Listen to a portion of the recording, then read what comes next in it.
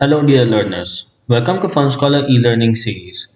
My name is Shubham Bhagat, and we here at Fun Scholar are committed to bring the best from the world of robotics and electronics to you.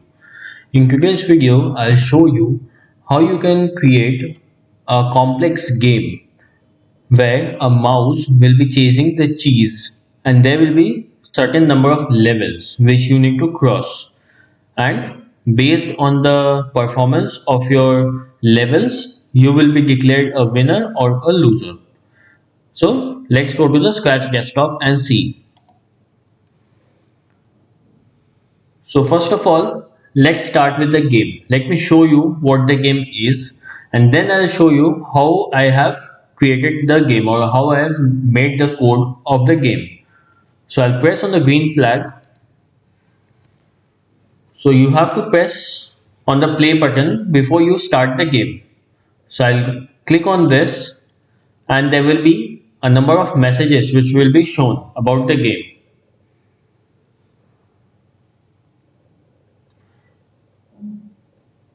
Now you see in the game there's a mouse and there's a door on the other side of the screen, and there are these yellow cheeses flying on the stage area. So all I need to do is grab this cheese. I just need to go beside the cheese, touch them, and as soon as I touch them, I score some points. So this is how I'll be scoring points, and as soon as I'm complete, I'll go to the door, and now I'm at stage 2.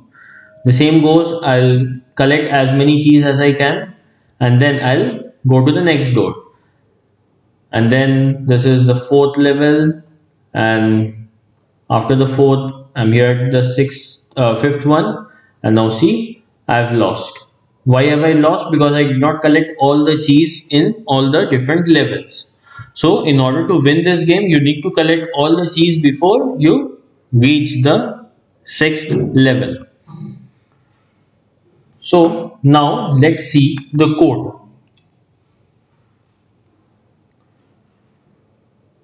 So I've already created the code. Now I'll show you what are the different elements in this code and how are they performing. So first of all, let's discuss about the mouse sprite, which is the main character of our game. So being the main character, that is very easy that we are gonna have a very huge code for it. But don't worry, I have tried to make the code as simple for you to understand. Now you can always make n number of changes in your um, code to make it more adaptable, to make it more impressive to look at. So let's start from this side. Whenever I click on the green flag, first of all it will hide. Then it will set its size to 40, okay, or 40% of 100, whichever way you think. Now it will be making a forever loop. Inside the forever loop, I have declared the keys, which is W, A, S, and D. These keys will be used for the movement of the mouse on the stage. So for the D key, when the D key is pressed, point in direction 90, which is towards the right side. Let me give you a brief theory about the direction in Scratch. When it is pointing towards the right side, it's 90. When it's pointing downwards, it's 180. Towards the left side, it's minus 90, and towards up, it's 0. Okay. So back to the code again. So if the D key is pressed, then it will point in direction 90, that is towards the right side. Then it will move 5 steps. Okay.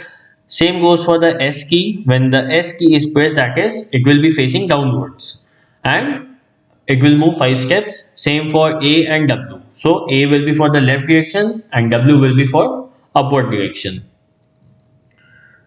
Now if the mouse is touching the door, okay, if the mouse is touching the door, then broadcast stage 2. Now what is this broadcast block? You will find this broadcast block in the events section. This is the broadcast. Now the broadcast is nothing but a set of instructions a set of internal instructions sent from one block to another block. I mean a block of codes. So from whenever it is touching door 2, it will broadcast a message stage 2 that it has entered stage 2, and then accordingly the stage 2 functions will also get activated. Now when I go to when the mouse is touching the door 3, it will broadcast stage 3. That means it has entered stage 3 now, and the set of ports for the stage 3 will start running. The same goes for 4, 5, and 6. Now you might be wondering, where is door 1? Why have I started from door 2? Because I have named the doors as the gateway to the next level. So when I'm at level 1, for entering level 1, you don't need any door. You just need to press the green flag and on the play button. But when you are entering the game, you are already on the first stage. So to enter the second stage, you need the second door, that is door 2. And similarly for door, you need to, after completing the stage 2, you want to enter stage 3, you have to touch door 3. So that is how I have made the namings. Now, when I receive stage 1, okay, which means when I've started the game, when I've just pressed on the play button, that is, I'll receive a stage 1 message or a broadcast message. So it will show, what will show, the mouse will come, okay, otherwise it will be hidden. It will point in direction 90 and go to x minus 145 and minus 95. So which is this position. So when I'm at this, so this is my default position where my mouse will be when I start the game. Now when I enter stage 2, when I receive the stage 2 broadcast, that is when I'm touching the door 2, it will point in direction 90 and again go to the same position, that is minus 220, minus 230 and y minus 95. So this is how I have just created the default positions or the starting point for the mouse in each and every stages. So these are when until stage 5. Now, what is the winner situation and what is a loser situation? So a winner situation is when when my mouse has collected all the keys from all the levels and it is touching door 6, it will broadcast winner message. So then it will say you have won for 2 seconds and set the score to 9001 and say that your score is over 9000 for 5 seconds.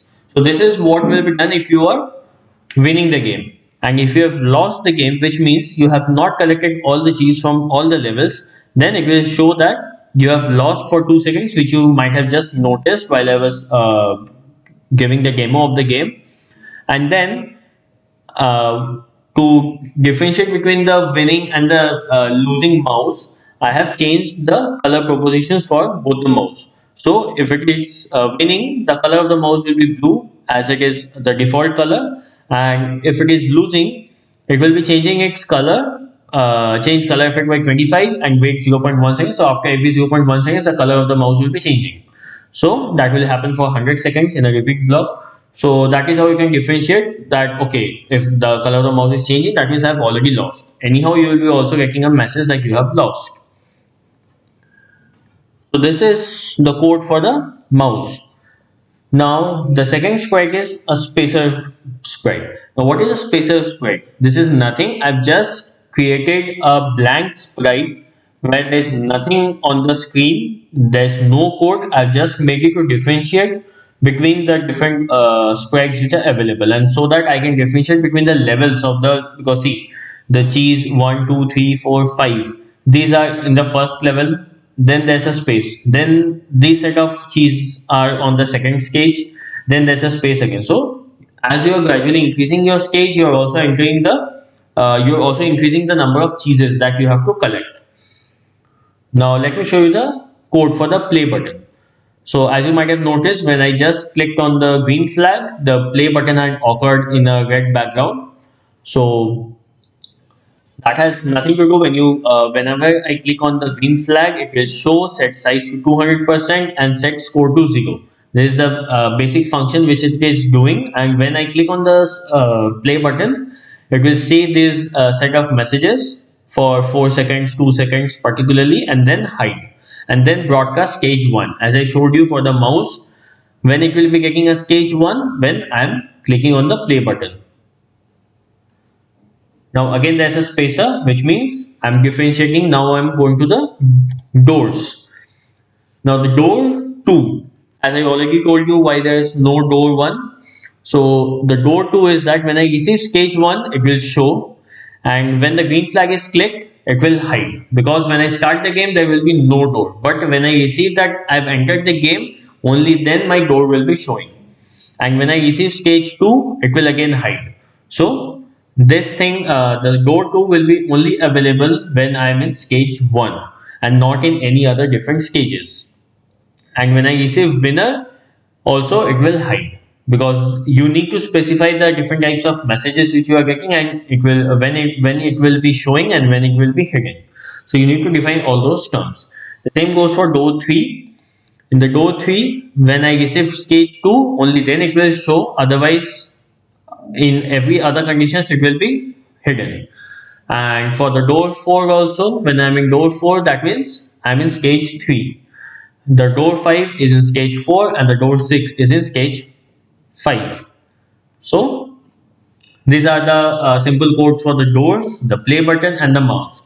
Now I've given a spacer again to differentiate between the cheese and the different sprites of my game. Now let me show you the cheese code. So when I receive stage 1, okay, it will show, because as I already told you, 1, 2, 3, 4, 5.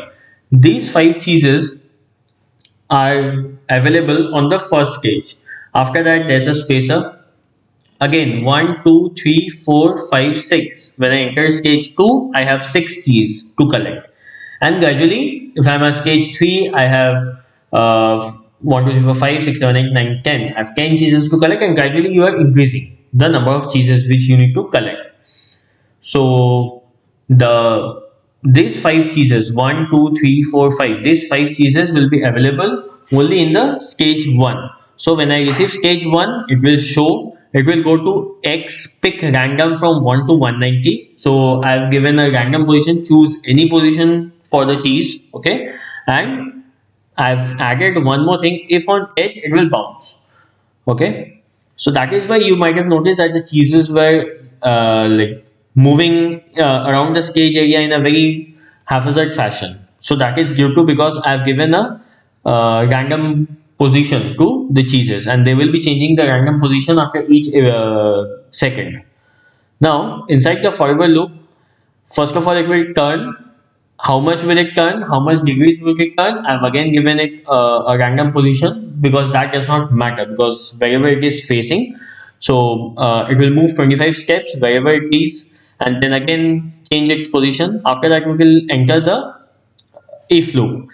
Now, if it is touching the mouse, if the cheese is touching the mouse, then change score by 1. Our score variable will be changed by 1.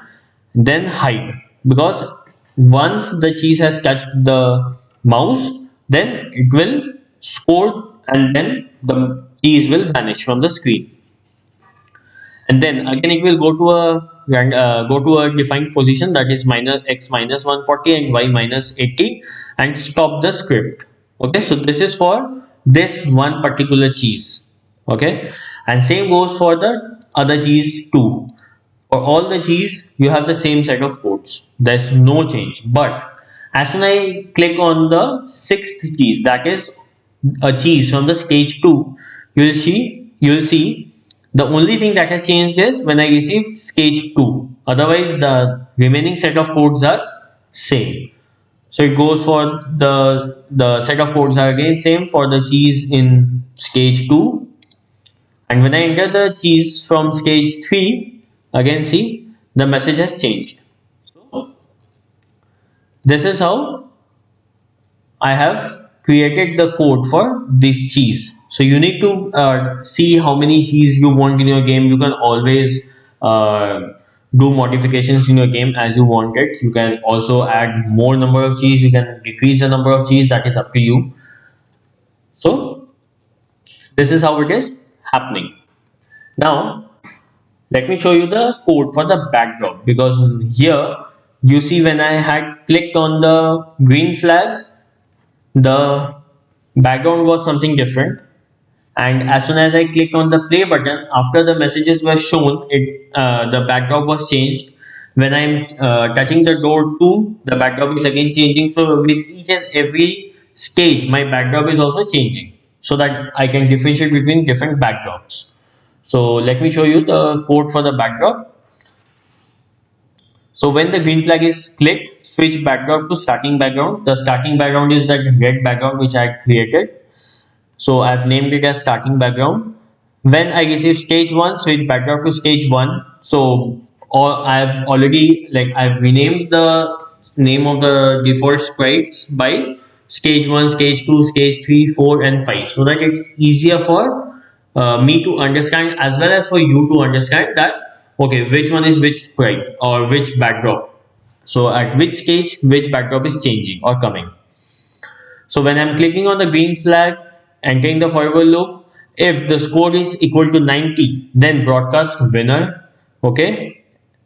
When I receive winner, switch backdrop to winning background, and when green flag is clicked, switch backdrop to you lose. So this is the basic set of codes which I've created for my simple game. Now you can always create more number of levels. You can increase the number of stages in your game so that it looks more challenging to complete the game. As well as this game, it's really challenging now too. You cannot really win the game very easily. You need to give a lot of focus on your game. So that's it for this video. If you liked what you saw and would want more such videos from us, then please give us your appreciation by liking the video and subscribing to our channel. To know instantly about our new informative contents, press the bell icon so that you don't miss anything and keep your learning um, intact. So until next video, keep learning and keep having fun. Thank you.